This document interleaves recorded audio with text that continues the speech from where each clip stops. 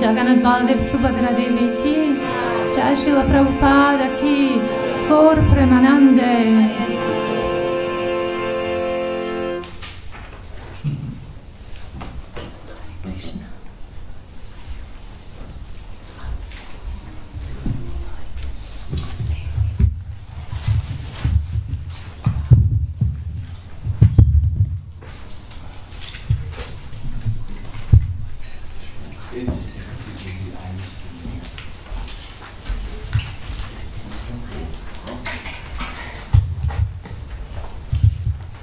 Hare Krishna, liebe Gäste, liebe Devotees, ein großes Willkommen zu unserem Sonntagsfest hier im Krishna Temple in Zürich.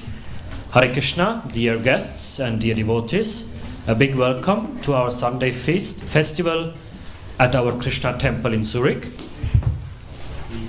Our Sunday program is as follows.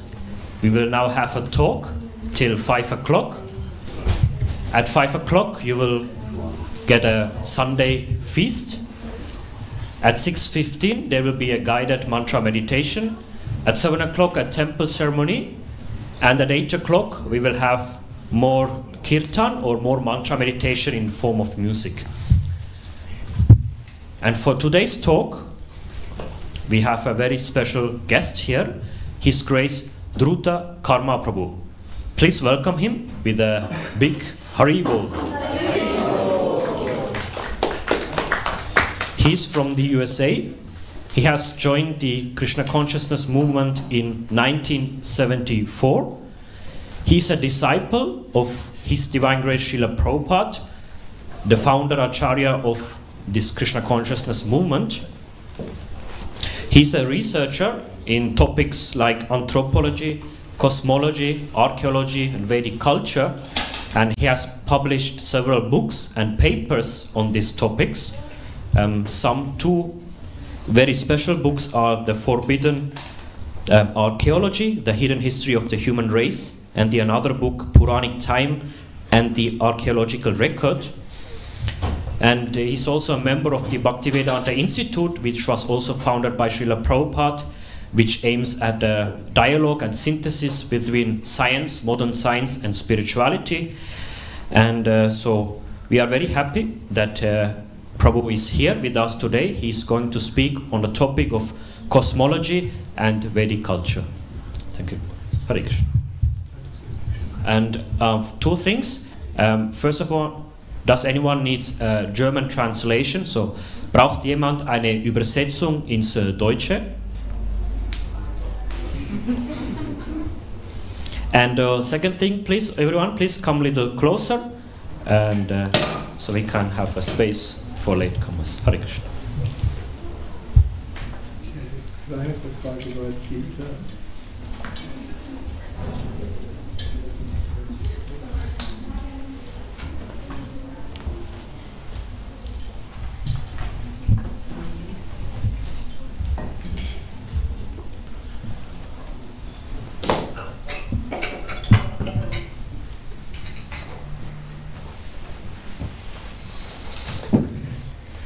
They usually chant Jaya Brahma.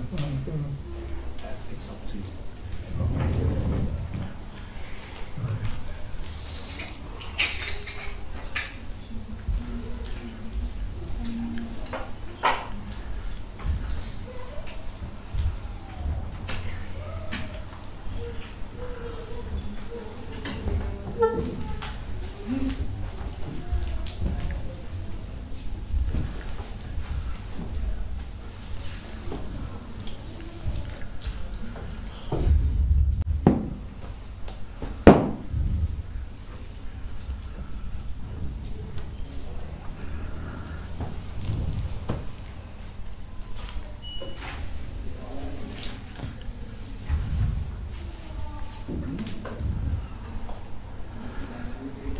So, Grütze,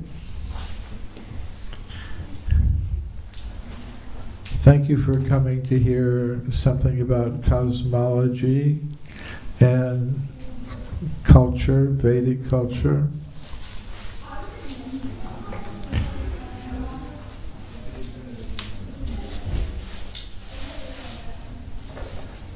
In the 16th chapter of Bhagavad Gita, Lord Krishna explains the influence of cosmological ideas on the kind of culture that people will develop.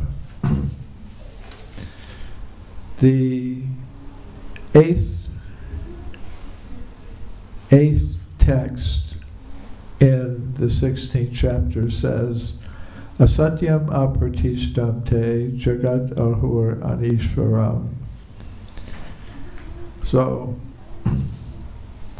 that is one type of cosmology in which people say there is no purpose to the universe. It's happened all by chance. There's no cause, no purpose, no one in control of it. It's just there for us to take and use however we like. And from that, there develops a certain type of culture. In text 11 and 12 from the 16th chapter says that people who follow that cosmology means the study of the universe, how it came to be. So, as I said, one cosmology is we're in an accidental universe. There's no purpose to it. Nothing behind it. It's just there for us to do whatever we like with it. And from that view of cosmology comes this idea. They believe that to gratify the senses is the prime necessity of human civilization. Thus, until the end of life, their anxiety is immeasurable. Bound by a network of hundreds of thousands of desires and absorbed in lust and anger, they secure money by illegal means for sense gratification. So, in pursuit of satisfaction of these unlimited material desires, they produce, Krishna says, things that are meant to destroy the world. Text 9 of the 16th chapter.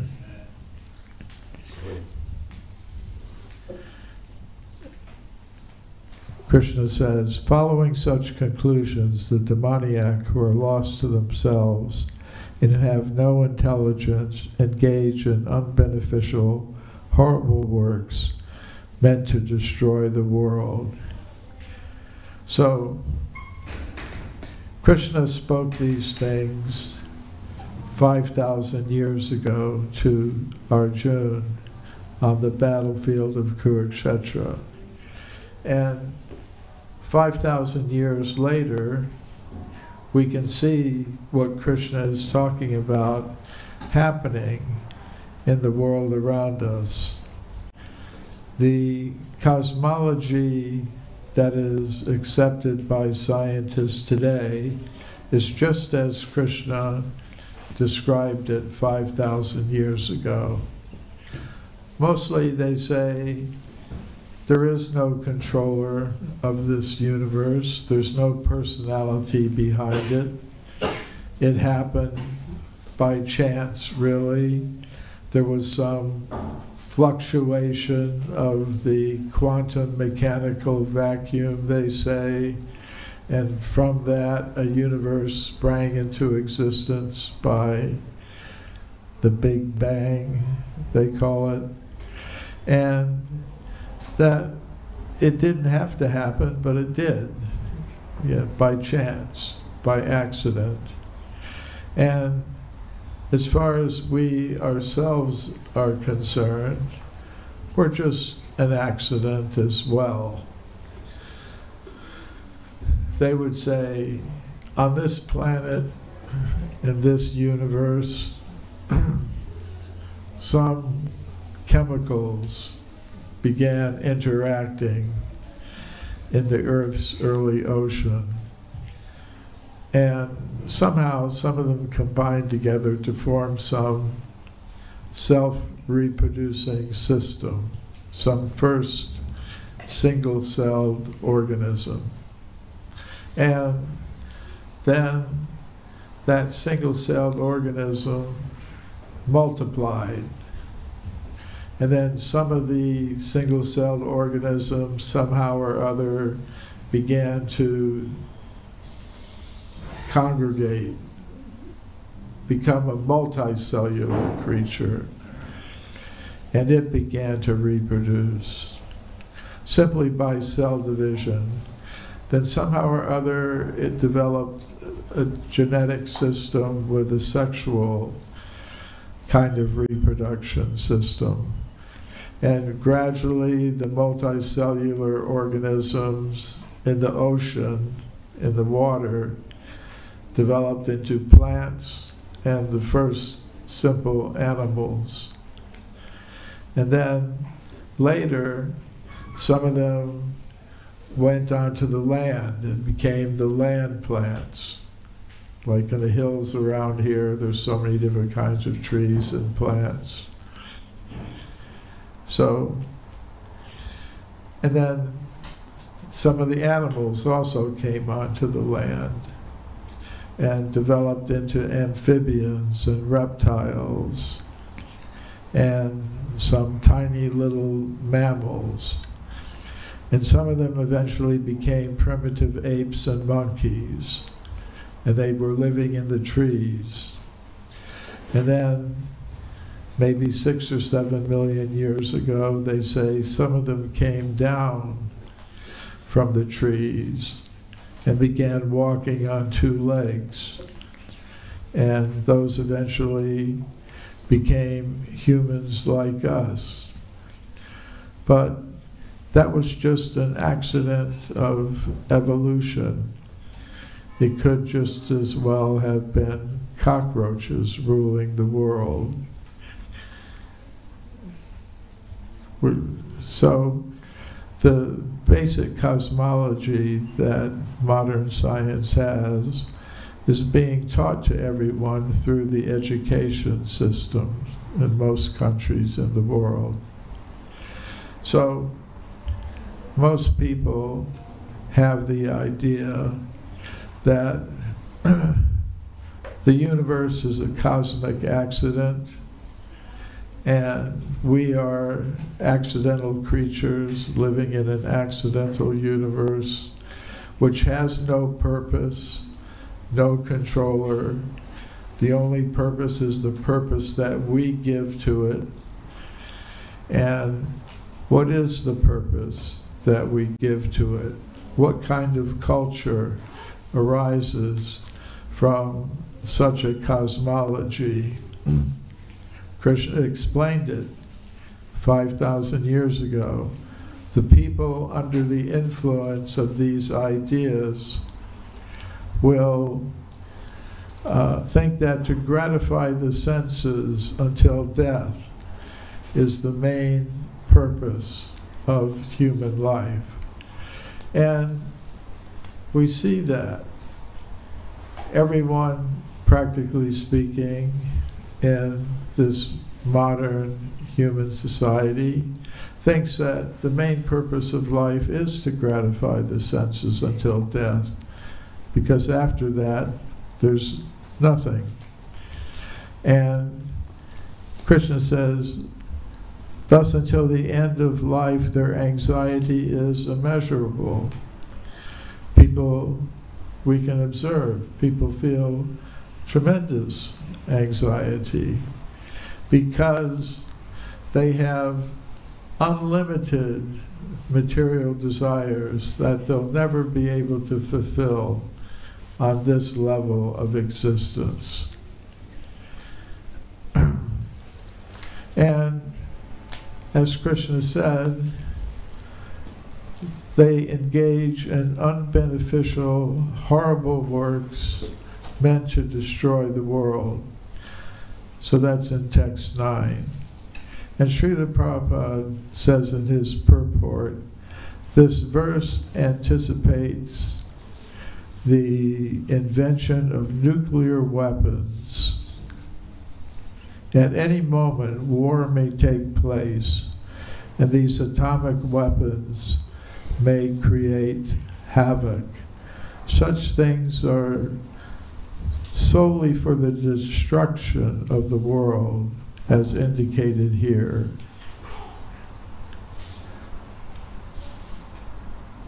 Due to godlessness, such weapons are invented in human society. They are not meant for the peace and prosperity of the world. So, the first atomic bombs were made by America in 1945 at the end of World War II. Of course, I say America, but many European scientists were part of that project to make an atomic bomb. Many European physicists were involved in that project. And some of them were unhappy about how it was used. By working very hard, they were able to come up with the ability to make that weapon. But then, a question arises. Should it be made? We have the ability to make it. We know how to do it. We've developed the technology. We've developed the understanding of physics that will allow us to do it. But the question became, should it be done? Should it be built? And if it was built, should it be used? And if it were used, how should it be used? So, these are ethical and moral questions that science cannot really answer on its own. some guidance is required, and that comes from spirituality, from the higher knowledge that's there that can give guidance how things are to be used, or if they're to be used at all. So the American physicist who was in charge of that program to make an atomic weapon was Robert Oppenheimer. It's kind of interesting. This has become more widely known after the film about his life was released this year. But in addition to being a physicist, he was a student of the Bhagavad Gita. He knew Sanskrit. And in the 11th chapter of the Bhagavad Gita, there's a description of Krishna's universal form. And Arjuna had asked Krishna, the Supreme Personality of Godhead, to show him his universal form. And Krishna said, no, you don't want to see that. He said, oh yes, I do. I want to see this universal form. And Krishna says, well, but I have to give you divine eyes, because you can't see it with ordinary human vision. So Krishna gave Arjuna divine eyes, and then he revealed his universal form to him. And the first manifestation of it was just brilliant, energetic light. So Arjuna couldn't see anything, just this white light. And then gradually he began to see Krishna's form, universal form. Of course, Krishna has his original spiritual form.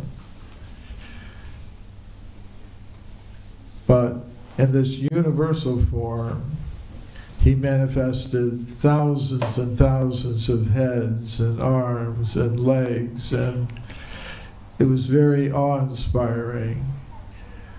And in the universal form, Krishna was in the form of time, destroying everything. And Arjuna had that vision.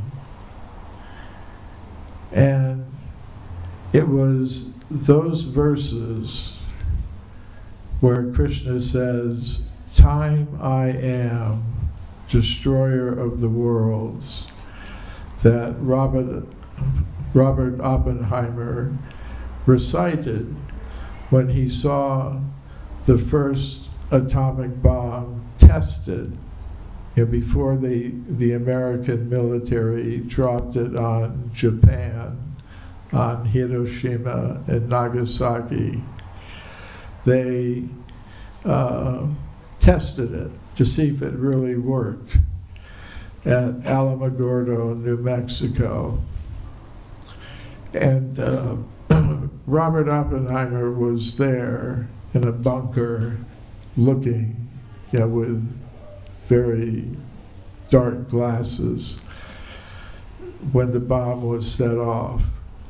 And when it was set off, the most powerful weapon ever invented, he began to recite the verses from Bhagavad Gita where Krishna says, "Time I am, destroyer of the worlds."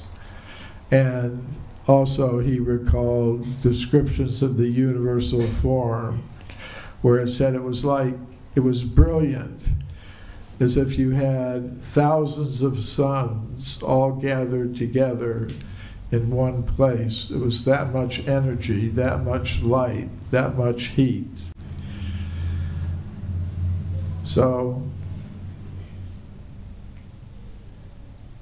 Robert Oppenheimer was asked, what was it like to see this first explosion of a nuclear weapon? And he said, the first in modern times, because he was aware that in the Vedic literature there are descriptions of weapons that were used thousands of years ago that resemble the modern nuclear weapons. They were called the Brahmastras, and their descriptions in the Bhagavad Purana, how they operated. So, but Oppenheimer and Einstein, after the atomic bombs that they had helped invent, were used on Japanese cities to kill innocent, well, maybe not innocent, but kill civilian people. They were unhappy with that.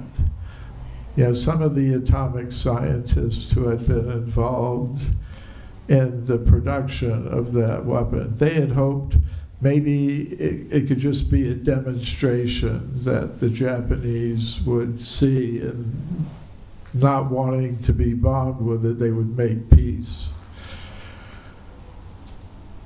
You know, they were unhappy about the decision to use those weapons on cities.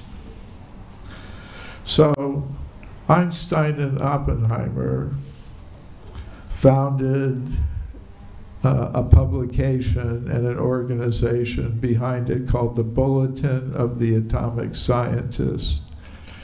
And they wanted this publication and this organization to give some moral guidance on the use and construction of these terrible weapons. And in 1947, the Bulletin of the Atomic Scientists introduced what they called the Doomsday Clock. It was like a big clock, and they set the clock to 20 minutes to midnight. And by midnight, they meant nuclear catastrophe. And every year, they would set the clock to where it was. I think only once or twice did it go backwards. And this year, 2023, they set the nuclear clock to 90 seconds to midnight. According to them, this is the closest we have ever been to nuclear war, nuclear catastrophe. I've been around a long time. You know, in the 1960s, when I was young, when I was a teenager, I was living in Germany. My father was an intelligence officer in the United States Air Force. And as a teenager, I lived through the Berlin Wall crisis, where America and Russia came close to war. I lived through the Cuban Missile Crisis, where the Americans and the Russians came close to nuclear war.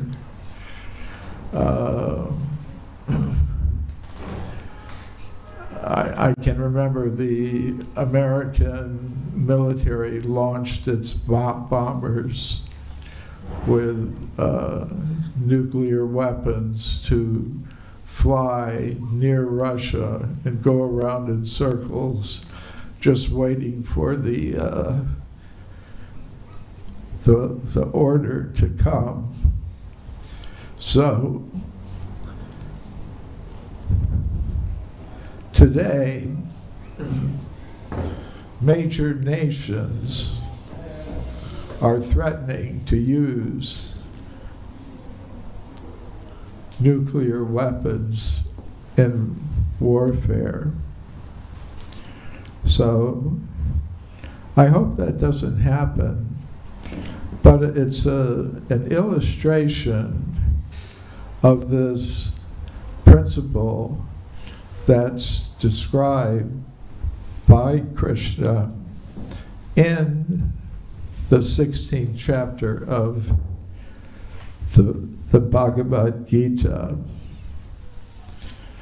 Namely that cosmology, the ideas we have about the universe that we live in, and about our identity in this universe, affects the kind of civilization and culture that we have. And today, the cosmology that we have is that we are accidental creatures in an accidental universe. And it's a very materialistic idea. And because we identify in that way, and we identify the surroundings, the universe, the cosmos that we inhabit in that way, a certain kind of culture and civilization has developed based on gratifying the material senses until death.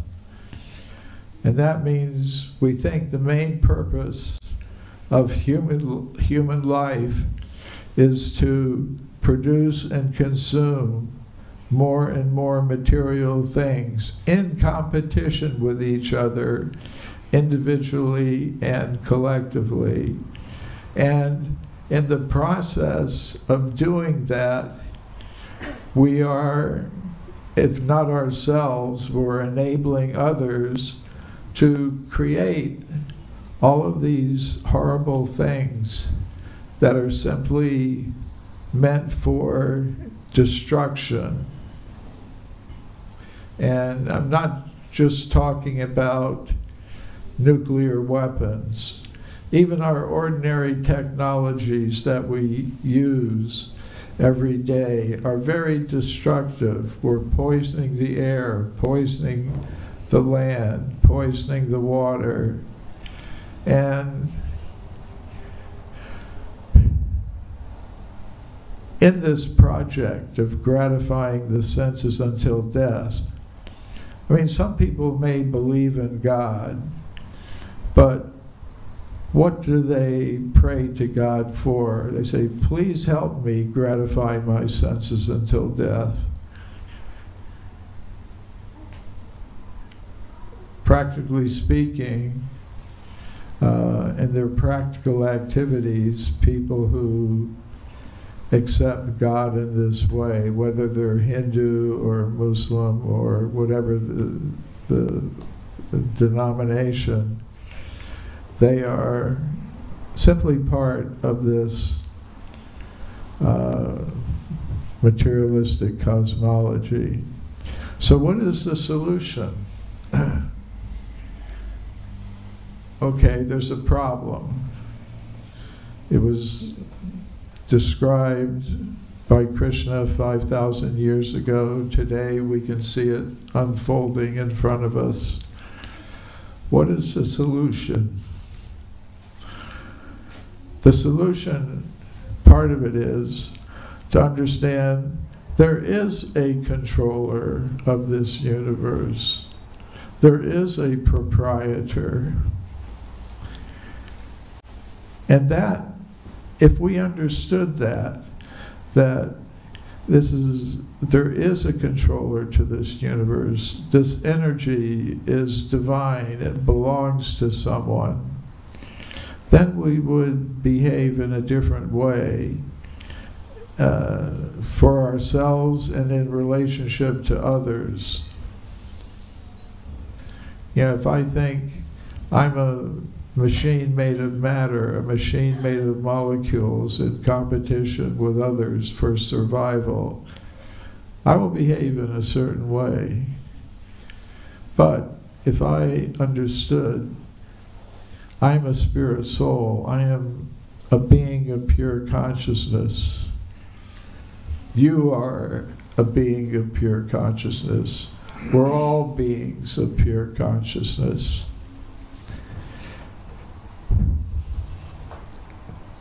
We're all part of the same spiritual family.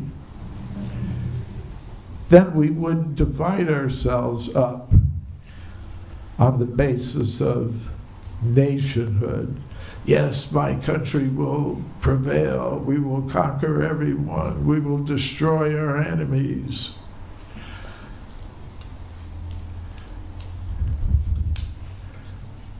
If we really understood that we're all spirit souls, Pandita Samadarshana, Krishna says in Bhagavad Gita, the sage, the wise person, sees the equality of all living things, not just human beings.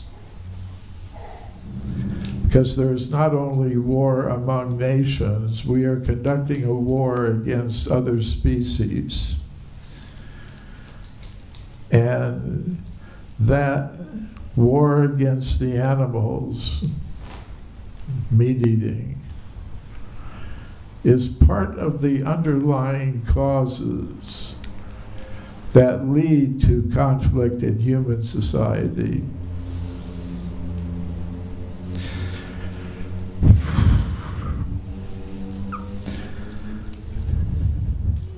Sometimes I get a little emotional about these things. You know, sometimes I can just say these things like I'm reading a report.